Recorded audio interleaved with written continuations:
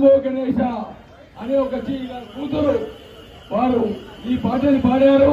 వారు మనకు ఖైరతాబాద్ గణేశుడికి మొట్టమొదటిగా 4 పెన్ డ్రైవ్ ఇచ్చారు.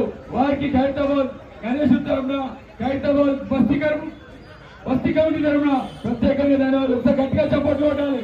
వారికి వాళ్ళ కూతురుకు అందరూ కూడా పాటలు రాశారు. వినాయకుడి పేరు మీద ఓం నమో గణేశ అని ఒక స్లోగన్ రాశారు. మనం ప్రతిరోజు ఈ స్లోగన్ పెట్టడం జరుగుతుందని తెలియజేస్తున్నాను. ఇప్పుడు సందీప్ గారు మాట్లాడతారు.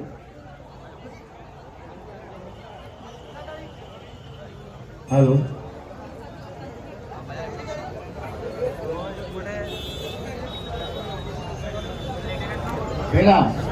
ఒక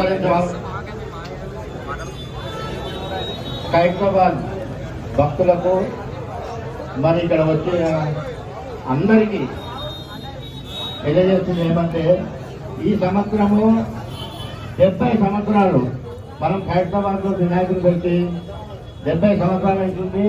ఈ వినాయకుడు 70 సంవత్సరాలలో మనం చరిత్ర సృష్టిస్తాము. 70 అడుగుల వినాయకుడు, అది కూడా మట్టి వినాయకుడే. మట్టి వినాయకుడు అంటే నాట్యతో దీనికి మన ఊరేగింపు ఉంటుంది. మన యథావిధిగా మనం ఏదైతే ప్రతి సంవత్సరం చేస్తామో మట్టి గణపతి, 70 అడుగుల గణపతి చాలా బ్రహ్మాండంగా చేస్తాం. సంవత్సరం ఖైరతాబాద్ లో కానీ విధిగా ఎదుగైన రీతిలో ఖైరతాబాద్ లో మనం ఎట్లాగైతే ఇన్ని సంవత్సరాల నుండి ఈ చరిత్ర గల ఈ ఖైరతాబాద్ ఎంతో మంది ముఖ్యమైన ఈ ప్లేస్ ఇది. భక్తులు వేలాది మంది, లక్షలాది మంది వచ్చి దర్శించుకుంటారు.